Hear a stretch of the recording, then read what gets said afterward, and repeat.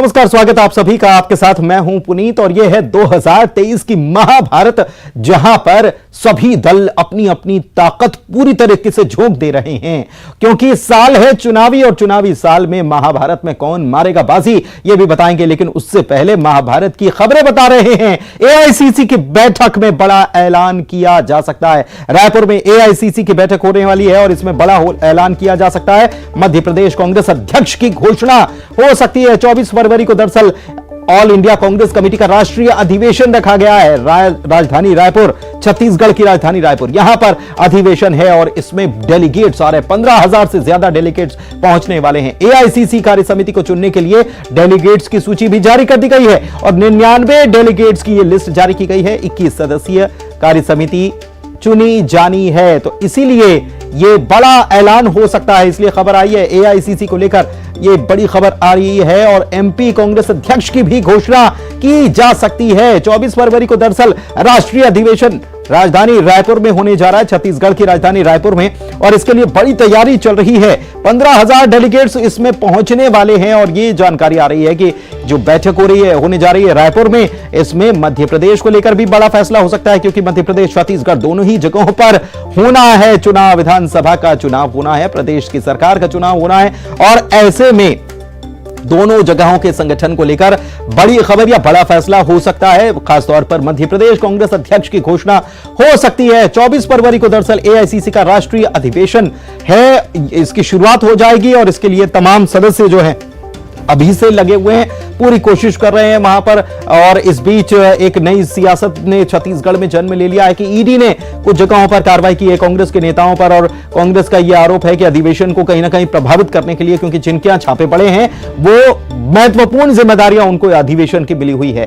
खैर, इस बीच खबर यह है कि एआईसीसी कार्य समिति को चुनने के लिए भी डेलीगेट्स की सूची जारी कर दी गई है। 99 डेलीगेट्स की यह लिस्ट जारी की गई है। 21 सदस्यीय कार्य समिति का चुनाव होना है। शैलेंद्र हमारे संवाददाता हमारे साथ भोपाल से जुड़े हुए हैं, उनसे उनके पास चलते हैं और उनसे जानकारी लेते हैं कि क्या जानकारी इस खबर को लेकर आ रही है। शैलेंद्र, देखिए पुनीत, बिल्कुल जिस तरीके से कांग्रेस में नए राष्ट्रीय अध्यक्ष बने और उसके बाद अभी कार्यकारिणी नहीं, यानी जो CWC यानी कांग्रेस की जो वर्किंग कमेटी विंग है वो अभी तक नहीं बनी। वो 21 सदस्यीय कमेटी होती है जिसको एआईसीसी के जो डेलीगेट्स होते हैं वो चुनते हैं। और आज एआईसीसी ने मध्य प्रदेश के 99 एआईसीसी डेलीगेट्स की सूची जो है वो जारी कर दी, जिसमें कमलनाथ से लेकर तमाम जो नेता हैं, चाहे अजय सिंह रावल भैया की बात हो या तमाम जो अन्य विधायक हैं, वो सब उसमें शामिल हैं। इसके साथ एक महत्वपूर्ण बात यह है कि अगर 2018 के पहले जब कमलनाथ को मध्य प्रदेश की कमान सौंपी गई थी तो उस समय वह निर्वाचित अध्यक्ष नहीं बल्कि मनोनीत अध्यक्ष थे। नहीं, आला कमान ने उनको अध्यक्ष बनाकर यहाँ भेजा था, जबकि कार्यकर्ताओं ने उनको जो एमपी पीसीसी के डेलीगेट्स हैं उन्होंने नहीं चुना था। और यही कारण है कि इस बार एआईसीसी के ठीक पहले एमपी कांग्रेस की एक बैठक हुई जिसमें सभी डेलीगेट्स उपस्थित रहे और उनकी तरफ से एक प्रस्ताव जो है वो कमलनाथ को दोबारा अध्यक्ष मनोनीत बनाए जाने को लेकर एक प्रस्ताव पारित हुआ है, और जिसको में अंतिम मोहर जो है एआईसीसी की बैठक में लगनी है। जो बैठक 24 तारीख को होगी उसमें ये माना जा रहा है कि कमलनाथ के नाम की घोषणा एक बार फिर की जा सकती है।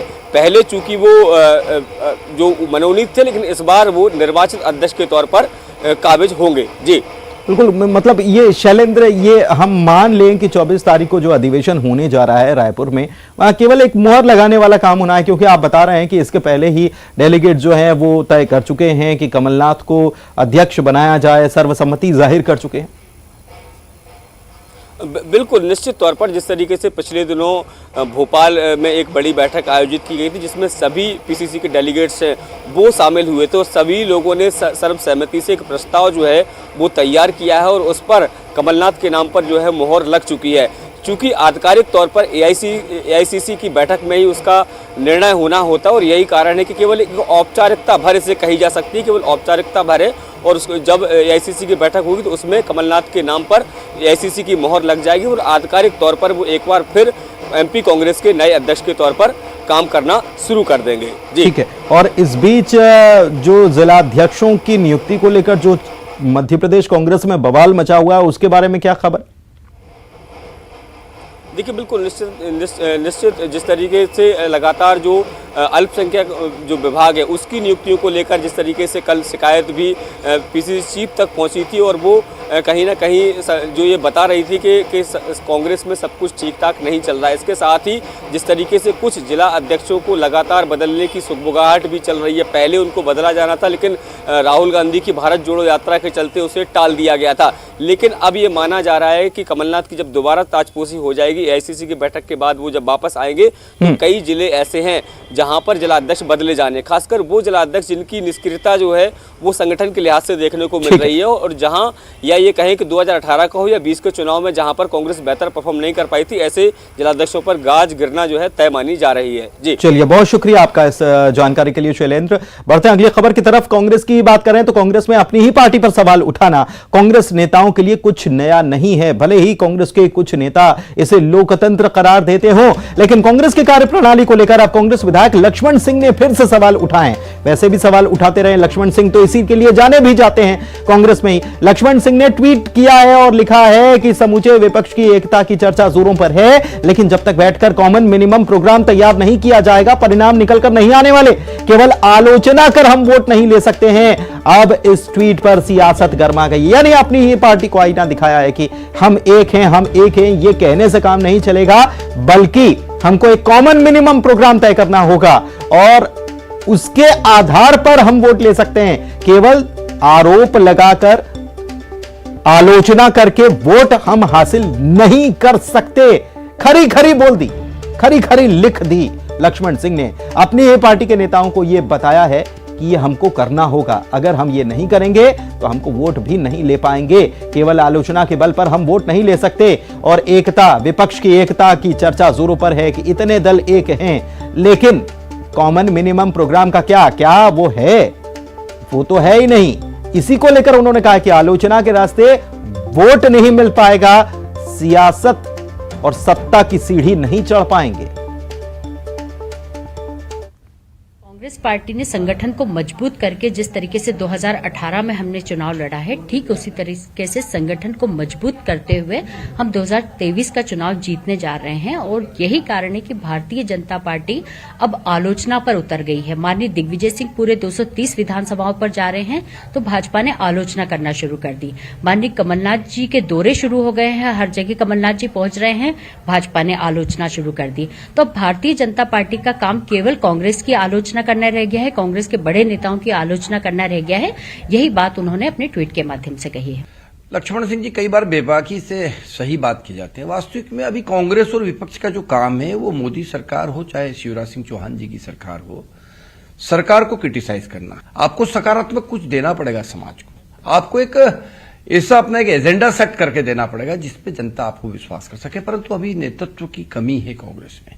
नेता नहीं है विपक्ष में, कार्यक्रम नहीं है विपक्ष के पास में, नीति नहीं है विपक्ष के पास में। इन सब चीजों के अभाव में राजनीतिक दल के रूप में विपक्ष चाहे एक हो जाए, पर मोदी जी के सामने टिक नहीं पाएगा। और रंजना इसी खबर पर लाइव हमारे साथ जुड़ी हुई है, सीधे उन्हीं के पास चलते हैं। रंजना, कांग्रेस से जब सवाल किया गया इस मसले को लेकर, रंजना आपको आवाज मिल पा रही है?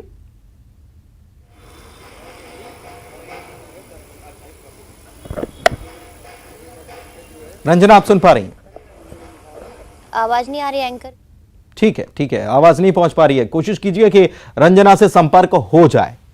कॉमन मिनिमम प्रोग्राम तैयार करने को लेकर ट्वीट किया है, लेकिन कांग्रेस की तरफ से तो अजीब सी ही प्रतिक्रिया आ रही है। कांग्रेस तो ये कह रही है कि उन्होंने तो बीजेपी के लिए ट्वीट किया है, लेकिन वो तो कह रहे हैं कि केवल आलोचना कर हम वोट नहीं ले सकते। हम मायने क्या? हम मायने कांग्रेस के विधायक खुद अपनी पार्टी को आईना दिखा रहे हैं और कह रहे हैं हम यानी कांग्रेस के लोग, हम यानी विपक्ष की चर्चा, एकता और कॉमन मिनिमम प्रोग्राम जब तक तैयार नहीं होता, परिणाम नहीं निकल कर आएंगे। आलोचना कर हम वोट नहीं ले पाएंगे, ये लक्ष्मण सिंह कह रहे हैं। विपक्ष जो है यानी कांग्रेस जो है वो इसको कुछ दूसरे ही तरीके से बताने की कोशिश कर रही है, लेकिन सत्ता पक्ष की तरफ से यह कहा जा रहा है कि न तो विपक्ष के पास कोई एजेंडा है, ना विपक्ष के पास कोई नेता है, ना कोई चेहरा है, ना कोई प्रोग्राम है, और इसी की वजह से मुंह खा रहे हैं। और हमारे साथ रंजना, हमारे साथ सहयोगी हमारी जुड़ी हुई हैं, उनके पास चलते हैं। रंजना, आईना दिखाने का काम लक्ष्मण सिंह पहली बार नहीं कर रहे, इसके पहले भी कई बार कर चुके हैं। लेकिन जब ठान ही लिया हो तो फिर ऐसी ही बातें सामने आती हैं, जैसे कि कांग्रेस प्रवक्ता कह रही हैं, और वो कह रही हैं कि ये बात तो उन्होंने बीजेपी के लिए लिखी है।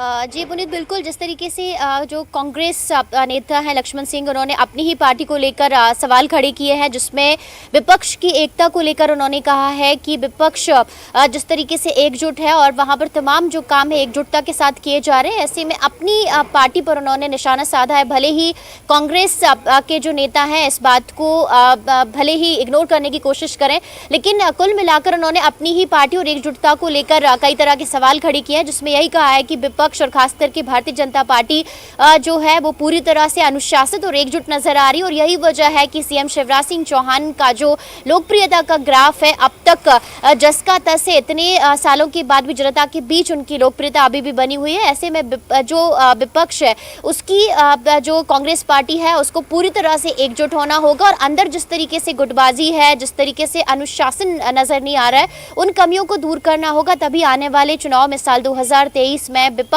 पूरी क्षमता के साथ उनका सामना कर सकेगा, मुकाबला कर सकेगा। और अगर इसी तरह से बिना रणनीति के, बिना एकजुटता के साथ अगर काम पार्टी करती रही तो शायद जो मुकाबला करने की स्थिति में भी पार्टी ना रहे। भले कांग्रेस के जो प्रवक्ता हैं, कांग्रेस के नेता इस बात को भारतीय जनता पार्टी की तरफ लेकर जाने की बात कर रहे हैं, लेकिन अगर बात कर ली जाए पुनीत कांग्रेस विधायक लक्ष्मण सिंह की, तो हर बार वो अपनी ही पार्टी को कटघरे में खड़ा करते हैं और हर बार कटघरे में खड़ा करते हैं। और भले ही कितनी भी दलील दी जाए, लेकिन सामान्य से सामान्य व्यक्ति जो सियासत को जरा भी नहीं समझता होगा, उसको भी अगर पढ़वा दिया जाएगा तो उसके भी समझ में आ ही जाएगा कि कहना लक्ष्मण सिंह क्या चाहते हैं। बहुत शुक्रिया रंजना आपका इस तमाम बातचीत और जानकारी के लिए। बढ़ते हैं आगे। विधानसभा चुनाव के पहले आम आदमी पार्टी ने सरगर्मियां बढ़ा दी है।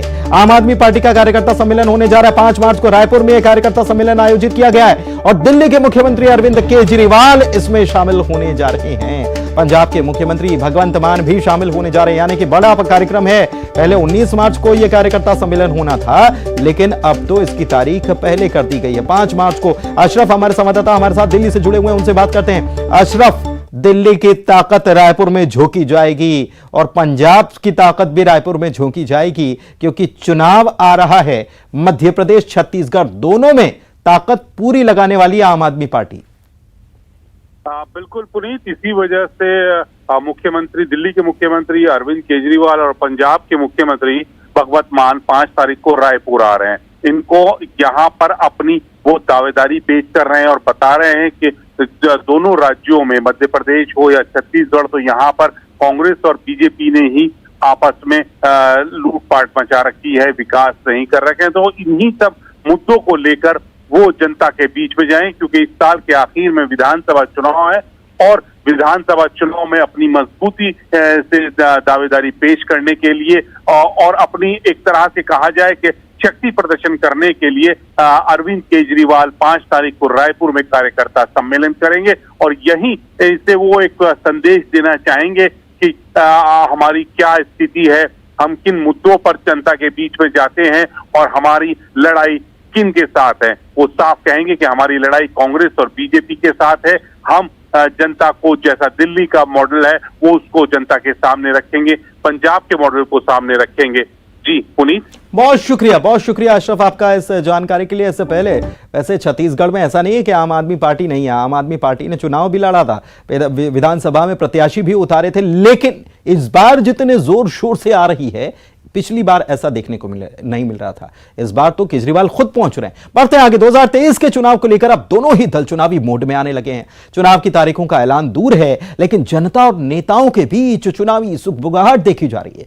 भाजपा हो या कांग्रेस पार्टी, दोनों ही अपनी अपनी सीट निकालने के लिए चौतरफा तैयारी कर रहे हैं और इसके साथ साथ दोनों ही पार्टियों के नेता जनता के बीच अपना भरोसा जीतने की कोशिश के साथ टिकट पाने की जुगाड़ में जुट गए। न्यूज़ 18 ने अपने खास कार्यक्रम के लिए जाना श्योपुर की जनता का मिजाज। देखिए, आगामी कुछ ही महीनों में विधानसभा चुनाव होने जा रहे हैं। इस समय हम मौजूद हैं मध्य प्रदेश की विधानसभा नंबर 1 शिव की नगरी श्योपुर में। किस तरह के विकास कार्य बीते 5 साल में हुए हैं, कांग्रेस के विधायक बाबू जंडल ने किस तरह के विकास कार्य किए हैं और आगामी चुनाव में क्या कुछ मुद्दे रहेंगे। तो सबसे पहले हम बात करेंगे कैलाश भाई साहब से। भाई साहब, आप बताएंगे किस तरह से विकास कार्य हुए हैं और क्या कुछ मांग है जनता की। मांग तो बहुत सारी है, खासतौर से 2-3 चीज़ें बहुत आवश्यक है। एक तो जल, पानी बहुत आवश्यक चीज़ है। अभी गांव में टंकियां तो लगी है, कई जगह पर नल जल व्यवस्था भी कहीं पर स्थिति उतनी ठीक नहीं है। कई जगह टंकियां जरूर है पर पानी नहीं आ रहा है, पूरी तरह से सप्लाई नहीं हो पा रही है। और दूसरी जो मैं जिस चीज़ से जुड़ा हूँ वो पर्यटन है, क्योंकि यहाँ एक बहुत अच्छा प्रोजेक्ट आया है चीता हुआ, और उससे संभावना बढ़ी है कि यहाँ पर्यटन काफ़ी बढ़ेगा। परंतु उसके लिए जो तैयारियाँ की जानी चाहिए, उसके लिए अभी कोई ऐसी हलचल नज़र नहीं आती कि कोई ऐसी तैयारी चल रही हो कि कल जो पर्यटक आएगा उसको अच्छी सड़क मिले, अच्छी रहने की व्यवस्था हो। आगामी 2023 में क्या मुद्दे रहेंगे। एक तो मुद्दा जो रहेगा स्वास्थ्य सेवाएं बढ़ाए जाने की बहुत आवश्यकता है यहाँ पर, क्योंकि हम देखते हैं कि अक्सर लोगों को जयपुर, कोटा, ग्वालियर जाना पड़ता है छोटी छोटी बीमारियों के लिए। तो ये तो मुद्दा रहने ही वाला है कि स्वास्थ्य सुविधाएं बढ़ें। दूसरे, शिक्षा के क्षेत्र में कुछ काम तो हुए हैं, परंतु और भी कुछ, यहाँ इंजीनियरिंग कॉलेज भी खुल सकता है, क्यों नहीं खुल सकता है, मेडिकल कॉलेज हो गया है। तो ऐसी शिक्षा की व्यवस्था भी बेहतर हो, ये भी एक मुद्दा रहेगा। तो देखिए, इनका कहना है कि शिक्षा की व्यवस्था बेहतर हो। और आप बताएंगे अंजना जी, किस तरह से विकास होने चाहिए, क्या कुछ कमियां रह गई हैं जो पूरी होनी चाहिए। विधायक का कार्यकाल कैसा रहा। देखिए, कमियां तो बहुत ज़्यादा नज़र आती हैं श्योपुर में। अभी विकास का आधा ही, मतलब 50% विकास समझो जिले बनने के बाद, क्योंकि मैं जिस भी गांव में जाती हूँ वहाँ देखती हूँ तो सड़कें ही गायब है, जाने को रास्ता है लेकिन सड़क पूरी तरह से गायब है। तो ये हमें विकास की ओर नहीं बल्कि पीछे ले जा रही है। और रही बात, वहाँ पर जो बच्चे पढ़ने जाते हैं तो इतना घुटने तक पानी मैंने देखा है, प्रत्यक्ष जाके मैंने वीडियो भी बनाई है। तो कई चीज़ों का अभाव है, विकासों को रोक के रखा है। और रही शिक्षा की बात, तो बच्चे यहाँ पर स्कूल खुले हैं तो वहाँ टीचर समय पे नहीं आ रहे हैं, वो जो संस्कार जो हमको देना चाहिए थे वो संस्कार नहीं हो पा रहे हैं। तो ट्रैफिक की रही व्यवस्था, तो ट्रैफिक की इतनी गंदी व्यवस्था है श्योपुर में कि मतलब 2 गाड़ियाँ अगर आसपास से निकल जाती हैं तो तीसरी गाड़ी निकलना असंभव होता है। तो ये मुद्दे बहुत मेन है और जरूरी है। अगर ये आगामी समय पर नहीं सुधरे जाए तो फिर क्या उम्मीद कर सकते विधायक से। इनका कहना है कि 50% विकास ही हुआ है। हमारे साथ में छात्र मौजूद हैं। यहाँ की व्यवस्थाएं ठीक अच्छे है, श्योपुर की तो ठीक ठाक है, पर गाँव में अच्छे से व्यवस्था नहीं चल रही। टीचर तो आते हैं चले जाते हैं, आते हैं चले जाते हैं, पढ़ाई नहीं होती। पानी की व्यवस्था भी ठीक नहीं है। नल जल योजना लगा रखी है पर पानी नहीं आता, बहुत सालों से 3-4 साल हो गए अभी तक भी पानी नहीं आया। तो देखो, इनको कहना है कि टीचर आते हैं लेकिन पढ़ाई का स्तर ठीक नहीं है। आप बताएंगे किस तरह से विकास कार्य होने चाहिए थे और क्या जरूरत है। आगामी चुनाव में किस तरह से देखेंगे इनको। देखिए, छात्रों का कहना बिल्कुल सही है। शिक्षा के क्षेत्र में यहाँ काफ़ी कमियाँ हैं, क्योंकि एक खुशी इस बात की है कि स्वास्थ्य और शिक्षा 2 महत्वपूर्ण आवश्यकता अभी जिले को हमारे है। बिजली, सड़क और पानी में तो